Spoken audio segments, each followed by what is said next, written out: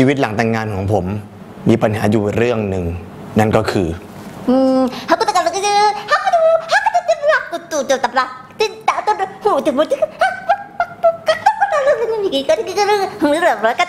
มฟังภรรยาผมพูดไม่รู้เรื่องแต่ตั้งแต่ผมมีเวียโซลิสแบนด์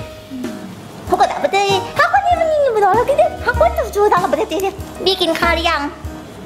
นี่วันนี้เขาทำเมนูใหม่เลยนะข้าวคลุกปลาทูเขาจะบอกว่ามันทำยากมากมันตำเล็บเขาเนี่ยเลือดกระชอกผมก็ฟังภรรยาผมพูดรู้เรื่องมันแบบ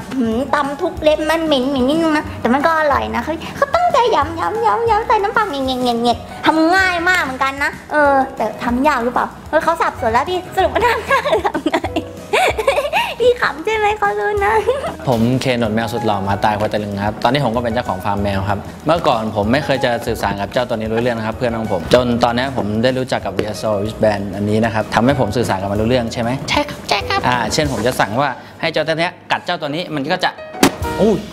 เห็นไหมครับผมสื่อสารกับมันรู้เรื่องทำให้ผมเนี่ยอยู่ใกล้ชิดกันมากขึ้นใช่ไหมใช่ครับอันนี้บินแรงหนาเนี่ยผมได้ทราบข่าวมาว่าชาวบ้านแถวนี้บอกว่าคุณลุงใส่ริสแบนแล้วมีพลังขึ้นจริงหรอครับก็ตั้งแต่เมื่อก่อนผมไม่ได้ใส่นะแขนขาผมไม่ค่อยมีแรงเหมือนคนเป็นโรคเดินก็ไม่ค่อยจะได้ลูกลุงเนี่ยซื้อมาให้ใส่พอใส่ปั๊บวันรุ่งขึ้นเท่านั้นแหละขาลูกนี่กลับมามีพลังเหมือนเดิมเนี่ยปั่นเก็บของได้เหมือนเดิมแล้วนี่ต้องขอบคุณริสแบนVR Soulตัวนี้มากใส่แล้วสุดยอดจริงๆชื่อเบตตี้นะคะเป็นผู้กำกับบื้อของ VR Soul ก็ตั้งแต่ที่ได้ริสแบนมามันทำให้ตอนเขียนบทแล้วรู้สึกอุ่นใจมากขึ้นมันเหมือนมีพลังอะไรบางอย่างที่แบบเราคิดหนังออกเรื่อยๆแล้วตอนทำงานนี่แบบไม่มีประสบปัญหาอะไรเลยถ้าใครทำหนังเนี่ยคิดหนังไม่ออกซื้อริสแบนไปคิดออกแน่นอนพบกับสินค้าของ VR Soul ได้ที่ www.vrsoul.tv VR Soul ฉลองยอดคนดูทะลุ200 ล้านวิวเพียงคุณกดไลค์เพจ VR Soul และแชร์คลิปรายการของเราก็มีสิทธิ์ลุ้นรับสินค้ามากมายจากแบรนด์ VR Soul ติดตามรายละเอียดกิจกรรมได้ที่ www.facebook.com/vrsoul ครับ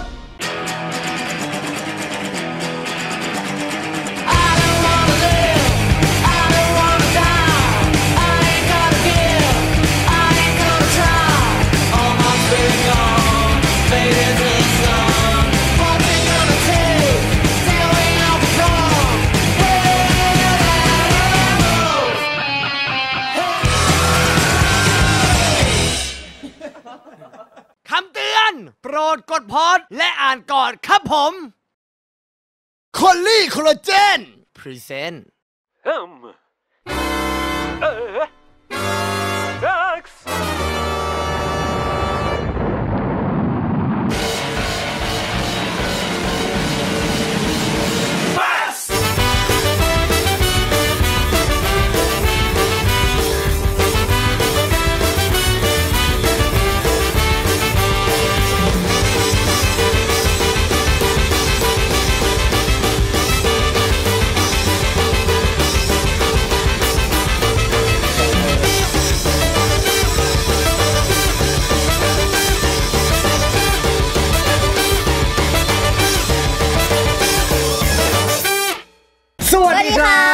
ยินดีต้อนรับเข้าสู่รายการ VR Soul ครับผมรายการที่จะทำให้คุณได้รับรู้ถึงความคิดเห็นของคน100 คนที่ดูดีย้ำเลยครับว่า100 คนที่ดูดีใครดูไม่ดีเราไม่ต้องดูครับเรื่องไหนที่คุณอยากรู้และเรื่องไหนที่คุณไม่มั่นใจเราจะเป็นคนเดินเข้าไปถามคนดูดีให้คุณเองครับผมปื้มรับหน้าที่ดำเนินรายการและทับทีมมาริกาวันนี้นะครับก็ต้องขอบคุณสปอนเซอร์ผู้ใจดีเลยนะครับนั่นก็คือคอลลี่คอลลาเจนมาอีกแล้วอยากจะบอกว่าคอลลี่คอลลาเจนเนี่ยเคยมาร่วมงานกับเราด้วยแล้วเทปหนึ่งนะฮะแต่เทปนี้เนี่ยเจ๋งกว่านั้นฮะคนที่จะมาพูดให้เราฟังว่าคอลลี่คอลลาเจนมันเจ๋งยังไงเนี่ยคือใครรู้ไหมครับใครคะพี่ปื้มงั้นเดี๋ยวขอเชิญพบกับสุดยอดไอดอลของผมเลยนะคนนี้นี่ขึ้นชื่อเรื่องความเจ๋งหล่อขั้นเทพขอเชิญพบกับพี่โดมปกรณ์ลำครับพี่สวัสดีครับสวัสดีค่ะพี่โดมเชิญตรงกลางเลยค่ะเชิญเลยครับพี่สวัสดีครับปื้มครับสวัสดีค่ะครับผมอายดับพี่ปื้มดับเดี๋ยวนั่งก่อนคือผมรู้สึกว่าผมเห็นพี่มากี่ปีเนี่ยเอาตรงๆนะพี่ก็ยังเป็นผู้ชายที่หล่อสุดๆสำหรับผมเพราะฉะนั้นผมขอถามพี่ตรงๆเลยพี่ถ้าเป็นเกียรติเหมือนกันถ้าเด่นนั่งจับเข่าพี่ผมไม่เคยคิดว่าพี่โดนจับมือผมเนี่ยจอดเมื่อกี้มือพี่โดมโดนอย่างนี้ไว้เอาปะ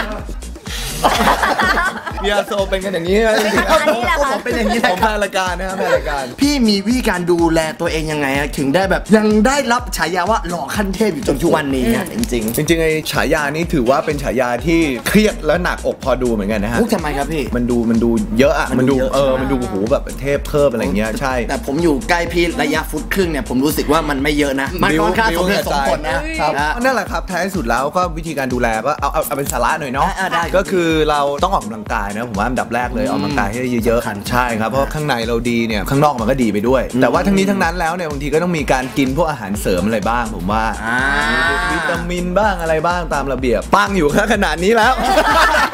แรกๆเลยเนี่ยก็มีทางคอลลี่เนี่ยเขาส่งมาให้ชิมสิ่งแรกเลยที่ผมตกใจก็คือทำไมมันกินง่ายขนาดนี้คอลลาเจนอื่นๆเนี่ยคือจะมีกลิ่นเหม็น กลิ่น คา คาว ว เพราะว่าคอลลาเจนนี่มันทำมาจากปลาน้ำลึกมันเลยจะมีกลิ่น คาว คาว มากเลยค่ะ ใช่พออันนี้มาเฮ้ยรสหวานรับประทานง่ายหอมๆมีกลิ่นสตรอเบอรี่หน่อยๆใช่ผู้หญิงกินได้ผู้ชายกินดี แล้ว ขายจริง เอาตรงๆเลยนะ ผมชอบนะ เขาที่ไม่ชอบ เพราะว่าจริง ๆ แล้วผมว่ามัน ไหน มันทาน ๆพี่ ง่าย ปื้มทับทิม ครับ คู่นี้น่ารักมากมาเยี่ยมขอชงให้ดื่มหน่อยได้ไหม ได้เลยพี่โดมครับ แหม เดี๋ยวผมจะชงให้พี่ดื่มเอง แข ครั ก บ มาบ้านมาเดี๋ยวผมชงให้ ไม่ นะ เป็นไรพี่ผมอยากชงให้พี่ฮะฮึบครับพี่มานำมาฟิตเตอร์ลิงกันครับพี่โอเคฮะ แล้วปกติพี่โดมทานกี่ซองต่อวันคะ ก็จริงๆแล้วสัก2 ซองก็ได้ครับ ทับทิมฟาด4เลยเชื่อปะ กินเยอะยิ่งดีฮะไม่มีอันตรายอะไรอยู่แล้วไม่มีสารตกค้าง ยิ่งดีมากเลยยิ่งดื่มตอนเช้าตื่นเช้ามาปั๊บชง นี่ ดื่ม ผม เล ปาย นีตมากเลยนะฮะเดี๋ยวมันจะจับเป็นก้อนแล้วมันจะไม่อร่อยมันต้องมีการขูดๆเล็กน้อยหมดแก้ว เชียร์ ไป เอ๊ะ ขอบคุณครับ อ๋อ หมดได้จริงๆนะ โห เป็น นี่ เกียรติมากวิยาโซมาบ้านดีครับ สุดยอดอร่อยจริง คือยังไงพื้นฐานเนี่ยมันดีต่อร่างกายแต่มันก็ควรจะดื่มง่าย ถูกต้องมนุษย์เราก็ต้องการกินอะไรที่มันอร่อยอ่ะ ค่ะ บางทีมากินอะไรมันฝืนๆมากๆก็ไม่อยากกินอะไรอย่างเงี้ย อ่า และนี่หรือเปล่าครับพี่โดมก็เลยเป็นสาเหตุว่าเลยรับ นี่คือ พี่โดมมาเป็นพรีเซนเตอร์ คำตอบสุดท้ายของผมเลยฮะ อ่า รีคอลลาเจนหลังจากเขาส่งแซมปลิ้งให้ลองปุ๊บเรารู้สึกเลยว่าเฮ้ยก็ถึงเวลาที่เราควรจะต้องบำรุงร่างกาย บำรุงตัวเอง บ้างละ บ้าง ใช่ก็ตอบรับการเป็นพรีเซนเตอร์ทันที ไม่หรอกไม่ต้องบอกตรงอ่ะพอใจด้วยจ้างโอเคอยู่ ไม่แต่ของก็ดีจริงๆ เพราะว่าพื้นฐานของการจะรับอะไรก็แล้วแต่เนี่ยก็ต้องดูด้วยครับคือไอ้ประเภทว่าโอ้โหไปแบบมอมเมาไม่ใช้จริง อัน เล นี้ ย จริงนะ ไม่ใช่ พี่โดมครับรบกวนช่วยบอกน้องๆที่ดูอยู่นะว่า บางคนอาจจะยังสับสนอยู่ว่าเฮ้ยคอลลาเจนมันดียังไงทำไมทานแล้วถึงแบบจะหล่อคันแค่พี่โดมได้คือมันมีสรรพคุณอะไรบ้างฮะ จริงแล้วเอาตรงๆเลยนะฮะความรู้เราเรื่องคอลลาเจนเนี่ยก็คงไม่ลึกมาก แต่ก็อย่างที่บอกไปว่ามันสกัดมาจากปลาทะเลน้ำลึกนอกจากเรื่องผิวเนี่ยมันช่วยเรื่องเกี่ยวกับผมด้วยมันมีกรดที่ช่วยเรื่องการต้านอนุมูลอิสระอะไรแบบนี้ด้วย ผมเชื่อว่าถ้าไม่งั้นเนี่ยญี่ปุ่นประเทศที่เป็นต้นตำรับของไอ้คอลลาเจนแบบเนี้ยคงไม่กินกันทั้งบ้านทั้งเมืองถ้ามันไม่ดีจริง แล้วผิวเขาดีมากนะ ถูกต้องฮะ คอลลาเจนเนี่ยจะเจ๋งกว่าคอลลาเจนยี่ห้ออื่นตรงที่ตัวอนุมูลของเขาอะครับจะละเอียดกว่ายี่ห้ออื่น อ่า จะละ นี่ เอีย ห ด น้าก เมื่อ ว่า กี้ตอนฉีกนี่แบบฟู ฟุ้ง มาก เลย เดี๋ยวนะคือถ้าเกิดของยี่ห้ออื่นเนี่ยรู้สึกว่าตัวอนุมูลมันจะใหญ่ มันเลยดูดซับไม่ได้ ค่ะ แต่ว่าอันนี้จะละเอียดมากเพราะฉะนั้นเลยดูดซับเข้าร่างกายได้หมดเลย นี่ ใช่ มาพูดถึงไลฟ์สไตล์พี่โดมตอนนี้กัน ได้เลย ดีกว่านะ ชีวิตตอนนี้ก็ทำงานครับทำงานเยอะมากแล้วก็ถ้ากีฬาก็ปั่นจักรยานซะเยอะเลย อ่าปั่นจักรยาน ใช่จอร์ดปั่นแถวไหน ปั่นไปทำงานอย่างเดียว บ้านอยู่ติดกันด้วยนะ การออกมาอ้างถึง ตลกจอร์ดตลกนะเนี่ย เห็นว่าตอนนี้เนี่ยพี่โดมเนี่ยเป็นผู้บริหารค่ายเพลงของตัวเอ ใช่ งด้วยนะ ใช่ก็หาเรื่องแหละ หาเรื่อง หาเรื่องคือเรารักเราชอบในดนตรีมาตั้งแต่เด็กแล้วก็ฝันเลยอะวันหนึ่งว่าเราอยากจะทำค่ายเพลง อยากจะเป็นเหมือนกับผู้พัฒนาเป็นเหมือน developer อย่างเงี้ยพัฒนาวงการเพลงมาในทางที่ดีขึ้นด้วยความที่เราศรัทธาแล้วเรามีทุกวันนี้ได้ก็เพราะเพลงนะครับเพราะอาชีพนี้จริง ๆ คือเราก็เคารพในอาชีพนี้เพราะฉะนั้นเนี่ยถ้ามีโอกาสที่เราทำได้เริ่มแรกเนี่ยอยากจะทำแค่ห้องอัดปึ้มก็ให้คนอื่นมาใช้มาเช่าปกติเลยเช่าไปเช่ามาไอ้น้องพวกที่มันมาอัดเนี่ยแม่งเริ่มเอาเดโมมาทิ้งไว้เยอะขึ้นทิ้งไปทิ้งมาเริ่มบิวเฮ้ยพี่ไม่ลองดูอ่ะพี่อะไรเงี้ยมันก็ไม่ยากนะเดี๋ยวนี้นู่นนี่มี PR สักคน2คนมีทีมโปรโมเตอร์หน่อยอะไรหน่อยอย่างเงี้ยก็เราก็บ้ายุไงฮะ ก็เลยอ่ะลองก็เริ่มจากงานตัวเองก่อนเอ้ยมันก็ได้นี่มันก็ไปได้เพราะเดี๋ยวนี้ยูนิตเพลงมันไม่เหมือนแต่ก่อนแล้วที่โอ้โหต้องเป็นตึกใหญ่ๆโปรดักชันมันก็ง่ายขึ้น ครับ แล้วก็ช่องทางในการที่จะปล่อยออกไปเนี่ยมันก็แน่นอนโซเชียลเน็ตเวิร์กเดี๋ยวนี้ก็แข็งแรงมาก จนบานปลายกลายเป็น7ศิลปินแล้วครับตอนนี้ที่เซ็นกันไป จริงๆแล้วพิมก็ร้องเพลงได้นะพี่จริงๆแล้วอะขันอีขันเจ้าบูมาปือโยขายเจ้าหยีนไปตึงๆนี่ ดีใจ โอเคครับผม อันนี้ก็เป็นไลฟ์สไตล์ของพี่โดมนะ ใช่ครับ ที่ตอนนี้ วันนี้มีด้วยนะ เป็ มีศิลปินมาทำงานอยู่ข้างล่างนะ เดี๋ยวไปดู จริงหรือเปล่าเดี๋ยวเราแวะไปดูกัน ไปดูงั้นเดี๋ยวตอนนี้เนี่ยเราก็กำลังเข้าสู่ช่วงซาดามิยูจิวันนี้เราจะมาพูดถึงวิธีการทำให้ขาวจวดๆกันแบบเสียวๆกันครับคุณจอร์จ ขาวแล้วเสียวเหรอ ความขาวของผิวพรรณเราเนี่ยนะฮะเป็นสิ่งที่สาวๆแถบเอเชียเนี่ยนิยมกันมากเพราะว่าคนผิวขาวเนี่ยใครๆก็อยากมองนะครับจึงเป็นค่านิยมที่ทำให้เกิดนวัตกรรมต่างๆฮะที่จะทำให้คุณผู้หญิงหรือคุณผู้ชายที่ใจร้อนอยากขาวสามารถขาวได้รวดเร็วทันใจเลยฮะแต่ว่าอะไรที่รวดเร็วมันก็มีผลกระทบและความเสี่ยงตามมากันครับผมอันดับหนึ่งครับผมคือการลอกผิว การลอกนี่ไม่ดีนะฮะครูจับได้เนี่ยจะสอบตกทันที ใช่นะคือการที่เราเห็นคนผิวขาวอยู่ข้างๆเนี่ยเราก็ลอกเขาเอามาเลยครับผมก็จะ โอ้มองส่องไม่ใช่ครับผมคือการที่เอาผิวชั้นบนออกเพื่อให้ผิวที่เสื่อมสภาพนะหรือเซลล์ผิวที่ตายแล้วหลุดไปแบบเร่งด่วนมากๆครับแต่ก็เป็นอะไรที่รุนแรงมากนะครับมีข้อมูลจากอดีตพนักงานทำผิวนะฮะออกมาเปิดเผยว่าน้ำยาที่ใช้ลอกผิวเนี่ยมีส่วนผสม3ชนิดได้แก่น้ำกรดยาชาและสีผสมอาหารอ๋อเข้าใจแล้วคือยาชาบวกน้ำกรดทำให้เรารู้สึกไม่แสบไม่ร้อนแต่ผิวเราอะลอกไปใช่ฮะแถมราคาถูกอีกด้วยซึ่งจะทำให้ผิวบางมากนะครับอาจจะแดงได้อย่างรุนแรงเมื่อเจอแสงหรือครีมบำรุงที่แรงเกินไปนั่นเองฮะอาจจะทำให้เกิดอาการแพ้แบบไม่มีทางชนะเลยก็ว่าได้ครับอย่างที่2นะฮะคือการฉีดผิวใช้สารกลูตาไทโอนเนี่ยนะฮะที่เป็นสารที่ช่วยต้านอนุมูลอิสระนะฮะซึ่งเป็นสารที่ร่างกายเราเนี่ยสามารถสร้างขึ้นมาเองได้แต่ดูดซึมได้ยากทาก็ไม่ได้กินก็ไม่ได้เพราะจะเสียของแต่ทำไมเขาไม่ให้ฉีดกันเพราะว่าอาจจะมีอาการแพ้ที่เกิดขึ้นได้ครับซึ่งอาจจะทำให้เกิดพิษเฉียบพลันจนทำให้เกิดอาการที่เรียกว่าตายนั่นเรียกอาการเลยครับแหมโอ้คุณแพ้อาการตายนะแล้วนี่หายหรือยังอ่ะมียาอะไรช่วยให้ไม่ตายไหมนั่นนะดิซึ่งกูต้าที่สาวๆนิยมฉีดกันนั้นนะฮะยังมีสารที่เรียกว่าทาราซิมิกแอซิดเจือปนอยู่ด้วยไอสารตัวนี้นะฮะคือสารที่ออกฤทธิ์ทำให้เลือดแข็งตัวลดการสร้างเม็ดสีจะทำให้ตัวซีดขาวได้ทันใจถ้าร่างกายได้รับสารตัวนี้มากจนเกินไปก็จะทำให้เกิดอาการที่เรียกกันว่าตายนั่นแหละฮะโอ้สรุปหายหรือยังนะหายตายหรือยังอ่ะฮะไอสัตว์สกิปแม่งโคตรแบบว่าการตายแม่งซิมเปิลเหลือเกินนี่ส่วนอื่นๆนะฮะที่นิยมฉีดกันก็ได้แก่พวกวิตามินซีซึ่งเจ้าตัววิตามินซีเองเนี่ยมันสามารถละลายน้ำได้อยู่แล้วก็เลยไม่จำเป็นต้องฉีดแต่ว่าคนน่ะสะกดจิตตัวเองไงว่าเฮ้ยฉีดเข้าไปเนี่ยมันเร็วกว่าไวกว่ากินผลไม้กินอะไรพวกเนี้ย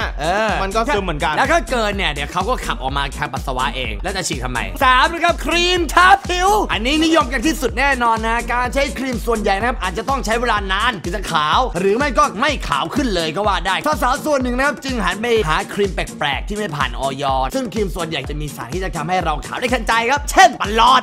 สเตียรอยด์และเบนซอยโพเล็กไซด์ซึ่งไอสารพวกนี้นะโอ้ยมันขาวเร็วทันใจดีจริงๆฮะแต่ก็โคตรอันตรายเสี่ยงต่อเป็นมะเร็งผิวหนังเลยก็ว่าได้หรือโรคด่างขาวต่างๆและทำให้ผิวหนังอ่อนแออาจจะมีผลเอฟเฟกต์แพ้อะไรอย่างอื่นได้ง่ายขึ้นด้วยมันแย่พอๆกับตายไหมก็ยังไม่ถึงขั้นเป็นโรคตายทำไมกูรู้สึกว่ามึงอ่านอันนี้มันดูน่ากลัวกว่าคำว่าตายที่กูอ่านอีก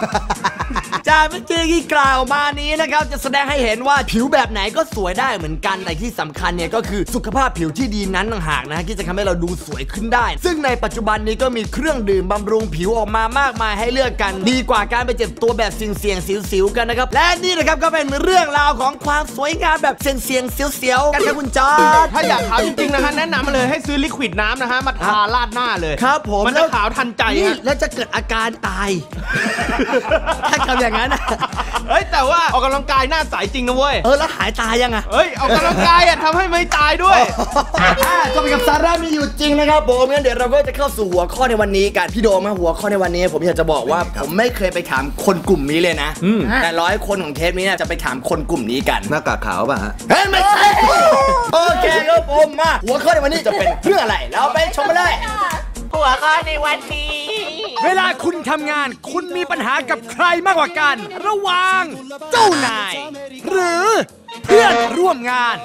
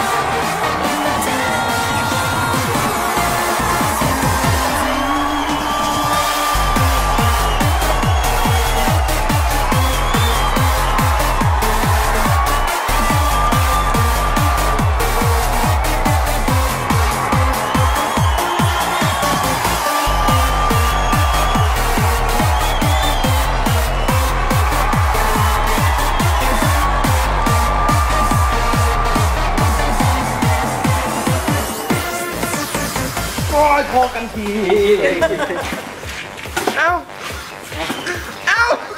เขาเก็บกันหมดแล้วให้กูถอดเสื้อทำไมวะเนี่ย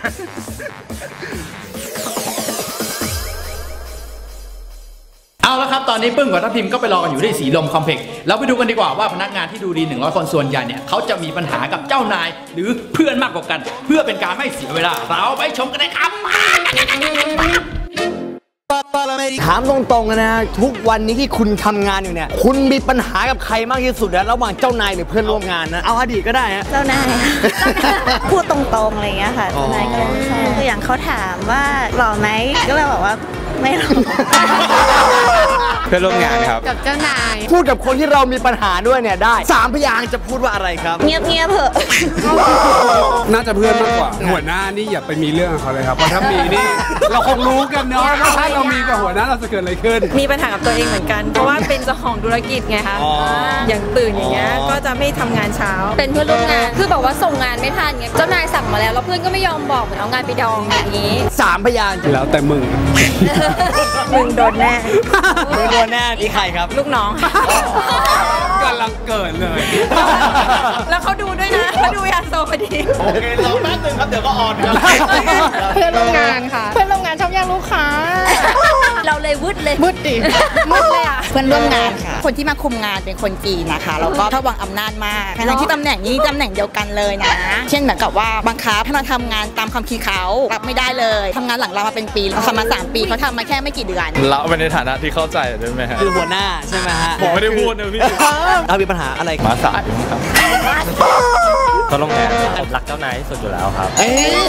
พนักงานดีเด่นครับ เจ้านายดูยาโซป่ะคะ ไม่เคยดูครับจะเอาคลิปให้เจ้านายดูเลยครับ เพื่อนก็ได้ค่ะ เพื่อนร่วมงานค่ะชอบแย่งขนมเรากิน เพื่อนร่วมงานค่ะแบบแนวคิดคนละแนวกันอะไรเงี้ยบางทีเขาก็แบบไม่ฟังแนวคิดเราอะไรอย่างเงี้ยค่ะ 3 พยางค์ ทนต่อไปเพื่อนร่วมงานแล้วกัน เจ้านายครับพอดีเจ้านายผมเป็นคนต่างชาติ เราก็จะทำงานไม่เหมือนคนไทยก็จะตีกับแผนกอื่นด้วยครับ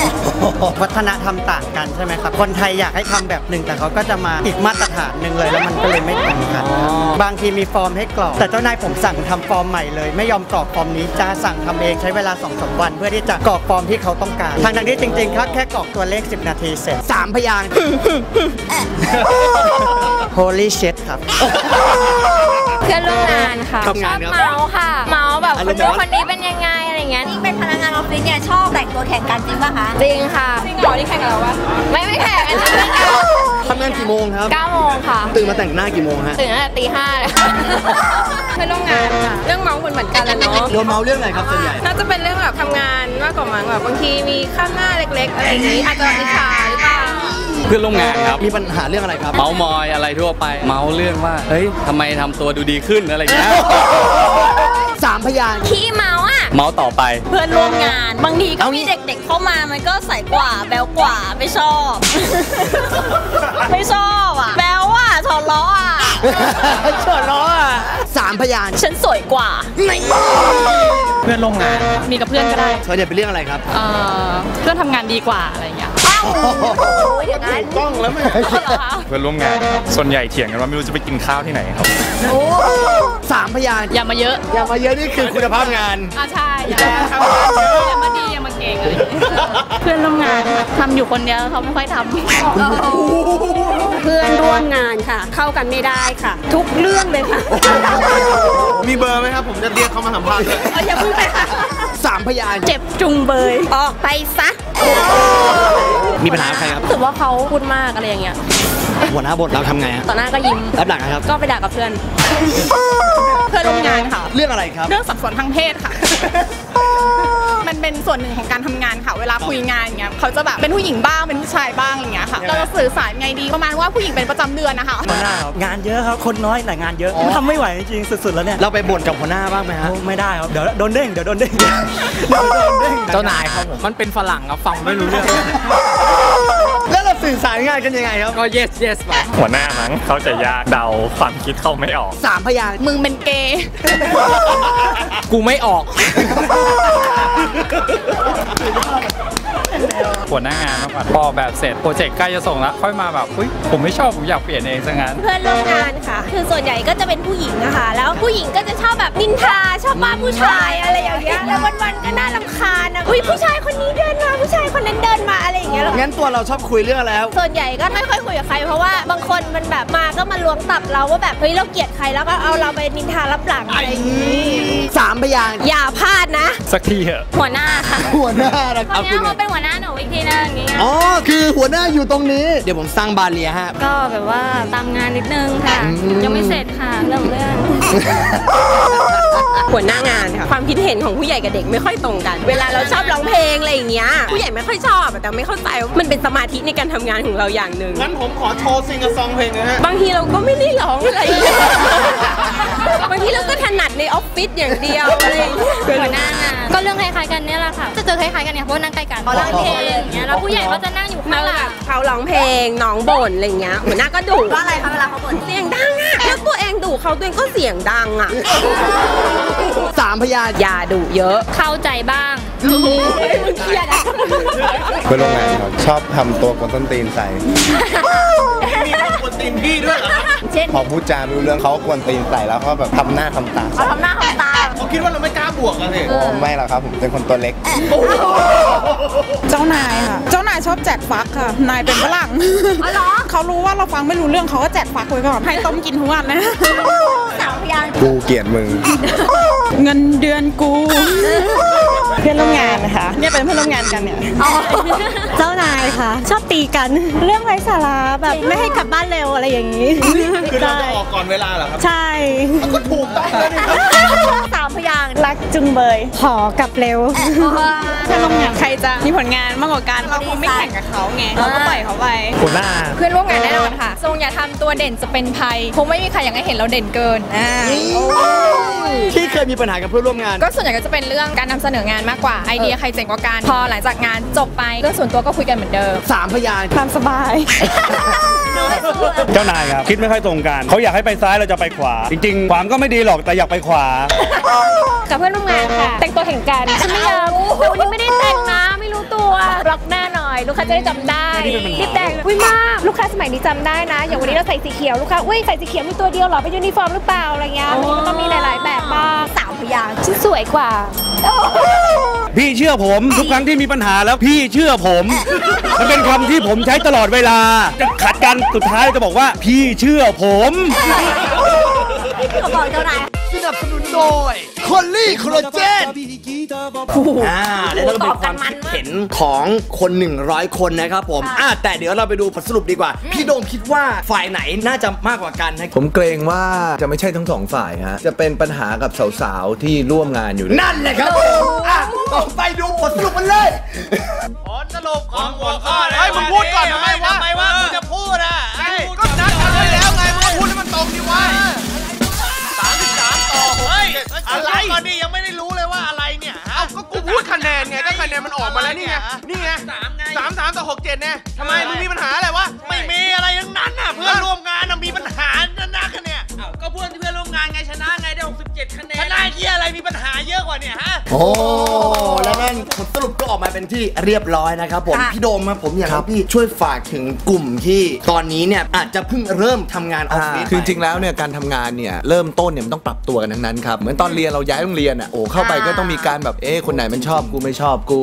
คนนี้ดีไหมหากลุ่มหาฝักหาฝ่ายทำงานก็เหมือนกันเพราะฉะนั้นแล้วผมว่าเปิดใจไปอย่าไปมีกำแพงกับตัวเองเปิดใจไปก่อนรับฟังดูเลือกว่าใครเข้ากับเราได้ใครที่น่าจะเหมาะกับเราเพราะท้ายสุดแล้วที่ทำงานมันก็ตึกเดียวกันแหละครับมีปัญหากันไปไม่มีประโยชน์จะกับเจ้านายจะกับเพื่อนร่วมงานท้ายสุดแล้วก็ต้องหันหน้าเข้าหากันเพื่อประสิทธิภาพงานที่ดีที่สุดคือปลายทางมันคือที่เดียวกันอยู่แล้วอย่าไปทำให้มันลำบากยากเย็นเลยในการที่จะไปถึงปลายทางนั้นหันหน้าเข้าหากันทำงานให้จบถ้าไม่ชอบกันก็ไม่ต้องไปคุยกับมันกลับบ้านจบอย่าทะเลาะกันเลยทั้งนี้ทั้งนั้นเนี่ยยังไงก็ต้องอยู่ในองค์กรเดียวกันทำงานร่วมกันดูอย่างพี่ปื้มทำงานร่วมกันสุดท้ายก็อยู่ด้วยกันจอร์จคุณเหม็นหน้าผมเปล่าอ่ะพูดในมุมชื่นชมครับผมดูเทปตอนนี้คุณไปขอแต่งงานกันด้วยนะที่แบบป่วยใช่ไหมป่วยไอโอ้อายเลย ครับอายเลยอายเลิฟอยู่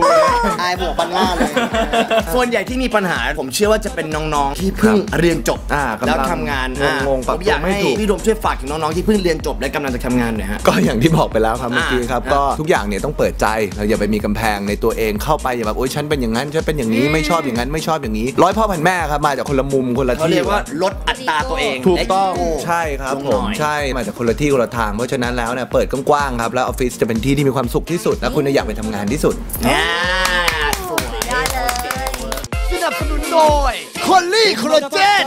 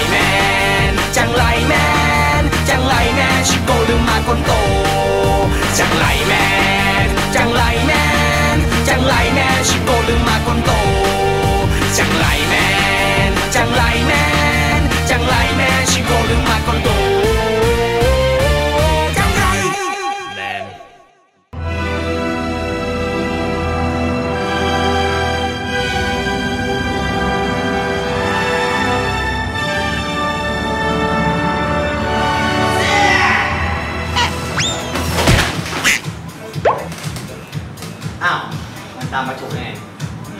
จังไร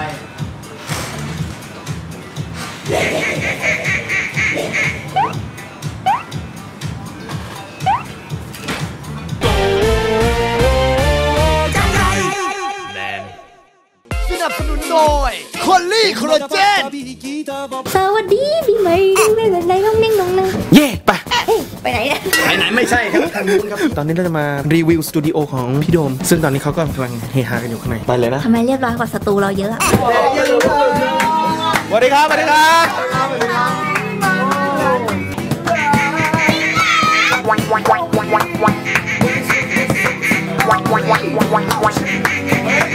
เราได้นางเอกมีมิวสิกวิดีโอเราก็อยู่กับพี่โดมหัวหน้าแก๊งแต่ว่าต้องจัดชื่ออยู่คนเดียวอินโทรดิวกันนิดนึงผมเกียร์ครับเล่นเบสมัมมี่ดัดดี้ครับผมเนมัมมี่ดัดดี้ครับไม่ใช่เนวัดดาวนะมาดวงบราวร้องนำครับมัมมี่ดัดดี้กล้วยตีกองมัมมี่ดัดดี้ครับแบบค่ะพอยซันค่ะเมทัลพอยซันค่ะคือมือกองเขาไม่ได้กองเขาเหรอครับข่าวนี่คือเก้าอี้ครับกองจำเป็นซิงเกิลใหม่ไม่ค่อยโดนก็เลยเอากองไปจำนำก่อนที่นี่คือห้องอะไรครับพี่ห้องครัวมั้งฮะหน้าตามันประหลาดซะเหลือเกินอย่างกับที่ขีปนาวุธได้ห้องอัดนี่แหละครับแต่ว่าอุปกรณ์มันเยอะหน่อยอะไรกันเลยครับไม่ใช่ครับนี่ไปดูตลกใหญ่แล้วนี่อันนี้นะฮะเขาเรียกว่ามิกเซอร์เอาไว้ชงปกติก็ต้องแต่น้ำแข็งโซดาก็ ก็จะมี พี่ครับผมบอกปุ่มนั้นน่ะแม่งเป็นนิวเคลียร์ด้วย ปุ่มนี้ไหม เดินเลื่อนทีเดียวแม่งบ้านไหม้เลย อุ้ยว่าเขาเซ็ตไว้อยู่ คืออัลบั้มทำครบหมด10 เพลงจะเสร็จแล้วฮะมาเลื่อนไอ้นี่ทีเดียวแม่งลบหมดเลยเรียกว่า delete all delete all แล้วทีมเคยเห็นเมื่อก่อนพี่โดงเขาเล่นแบบสกู๊สแครปแผ่นอะไรอย่างเงี้ย ผมก็เล่นสแครปไข่แล้วด้านนี้คืออะไรพี่ อันนี้ก็คือเขาเรียกว่าเป็น outboard ครับ processor ก็เป็นเครื่องประมวลผลสัญญาณแบบ outboard อย่างเงี้ยเขาเรียก inboard โอ้สาระมาทีกูมึนเลย ไม่อันนี้ก็สายเพอร์ฟอร์มสายเล่นใช่ไหมไม่สายนี้แหละพี่เอนจิเนียร์ด้วยมหาลัยอะไรวะ บอกเขาไปจบอะไรก่อน ผมศิลปากรนะครับ ศิลปากรเหรอ ศิลปากรดุริยางค์ครับ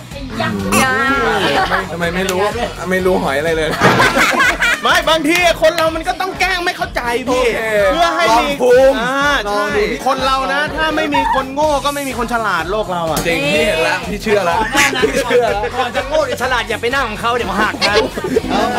ซึ่งก็คือ เอาบอร์ดเครื่องโปรเซสสัญญาณครับให้สัญญาณมันดังออกมาได้จริงๆมันก็ดังได้ง่ายๆด้วยตัวเดียวเนี่ยแหละแต่ว่าแต่ละตัวมันจะมีคาแรคเตอร์ของมันเองแล้วมันไม่ได้ดังด้วยอันนี้เหรอพี่ผมเข้าใจมาตลอดว่ามันดังด้วยอันนี้นะนั่นน่ะสิพี่โดมพอแล้วพี่โดมครับผมถามจริงนะมันดูดีมีชาติตระกูลมากครับผมถามหน่อยว่าห้องนี้เนี่ยกับห้องอัดข้างๆเนี่ยเบ็ดเสร็จหมดไปเท่าไหร่พี่จริงๆอยากรู้ไม่ใช่เพราะนะเพราะจะเรื่องเงินผมว่าเราไม่พูดแล้วกันแต่ว่าตีนกาขึ้นมา2 เส้นนะครับแล้วก็ทำงานเยอะทำงานหนักเพื่อแลกมาด้วยสิ่งนี้ก็ใช้เงินครับใช้เงินเลยล่ะเพราะว่าคุย มาพี่โดมมาร้องเพลงให้ทีมดีกว่าก ำลังฟังพี่โดมพูด เขากำลังสาระกันอยู่เขากำลังสาระยิงน้อยอยู่ไม่อยากฟังอ่ะเพราะว่าเนี่ยพี่โดมผมกำลังอยากจะทำบ้างเฮ้ยจริงป่ะจริงแต่ว่าอย่างเราเอาแบบเดือดเลยไงเราเอาแบบบ้าเลยจริงๆก็ไม่ต้องเดือดขนาดนี้ก็ได้ครับแต่ถ้าจะให้สุดก็ได้อย่างอันนี้เสียงดีมากเลยมันชื่อว่า API มันก็เป็นมิกเซอร์อะไรครับแต่ว่า API นี่ผมโหลดบ่อยของญี่ปุ่นอ่ะไม่ใช่ไอ้ที่มันค่ายอะไร Red Hot S1 อะไรวะม้าแดงม้าเขียวเลยโตเกียวฮอตไม่มีใครแก้ให้กูก็ไปเรื่อยๆเอามาร้องเพลงก่อนพี่โดมเครียดแล้วพี่โดมนั่งจอยได้มาเพลงที่ถนัดแล้วเชื่อว่าพี่โดมร้องได้แหละเอาเมื่อมองฟ้าก็มาดูหน้าพี่เขาหน่อยใจไม่ยอมไม่ทำฉันยอมมาคุยกับเธอนี่เขายอมมาคุยกับพี่นะเขาบอกอยู่นอกมองฟ้าไม่บอกแม่นอกรั้วด้วยเมียครับว่าพอก็ยังไงวันนี้ก็ขอบคุณมากนะที่เราให้มาอยากพูดอะไรสาวๆอยากพูดอะไรวันนี้ก็ขอบคุณมากแล้วเมื่อกี้มาทวงว่าเราขอบคุณหนูเข้าใจพี่แล้วพี่เลยที่ฝากอะไรหน่อยแล้วฝากเพลงแล้วกันครับเข้าไปดูใน YouTube ดีกว่าเพราะว่าได้แค่ไหนเอาแค่นั้นเลยเจอเลยค่ะเป็นที่ขึ้นข้างล่างนี้เลยขึ้นด้วยเหรอ youtube.com/iconic-record ครับนะคะเดี๋ยวจะมีศิลปินหน้าใหม่นะคะชื่อทัพทิมมาริกาฮะ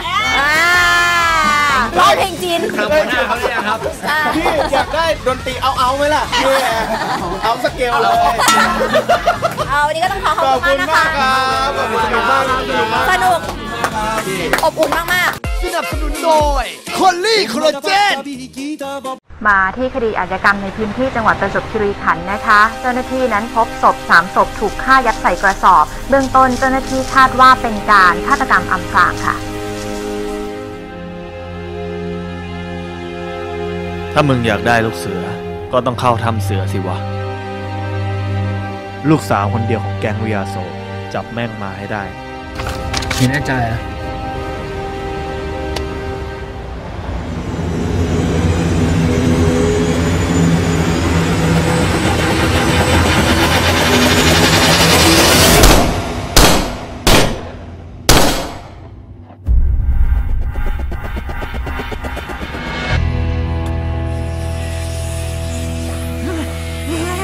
ของจริงอ่ะมันไม่เหมือนในหนังหรอกนะ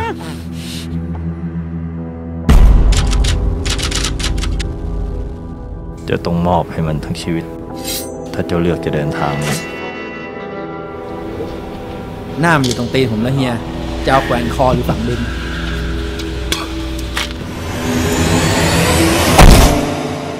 มังกรหรือวะแต่มาสู้งูเจ้าถิ่นเงินแค่เนี้ยแดกข้าวยังไม่อิ่มเลยเฮียงั้นมึงอยากได้มากกว่านี้ไหมล่ะ ใครส่งมึงมาฝรั่งไง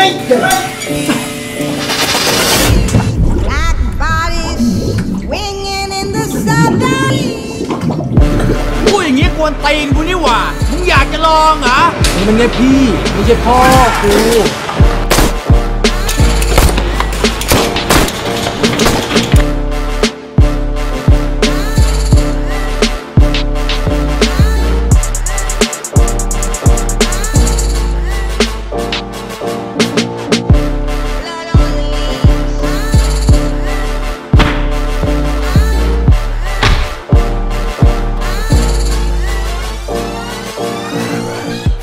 ภายใต้แผ่นหลังของผมคุณจะปลอดภัย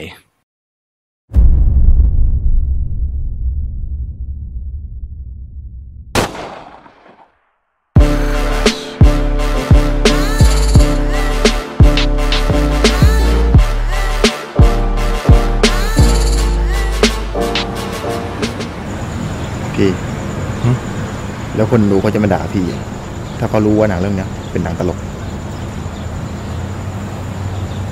เขาไม่รู้หรอก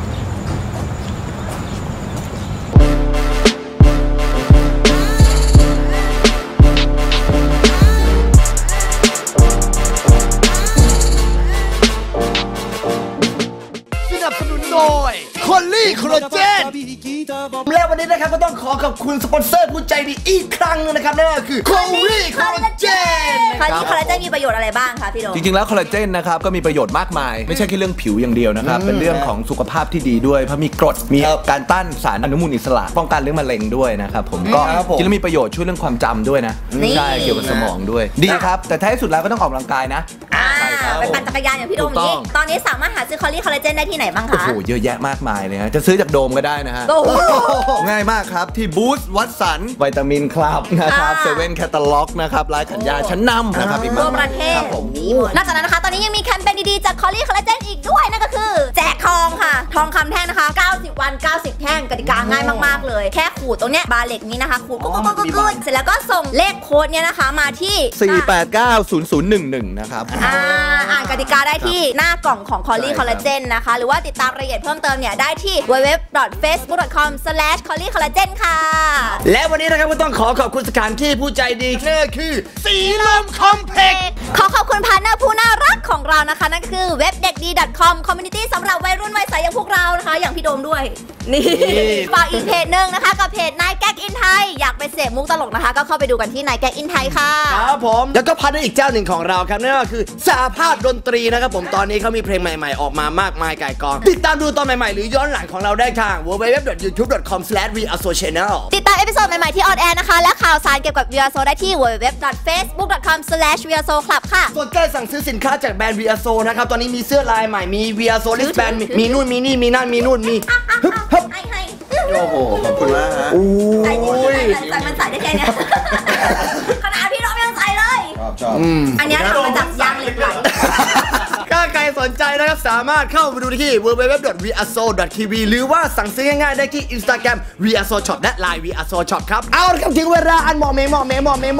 งสมควรนะครับตอนต่อไปจะเป็นเรื่องอะไรหัวข้ออะไรโปรดติดตามได้กับตอนต่อไปของรายการ Viaso วันนี้ขอลาไปก่อนสวัสดีครับ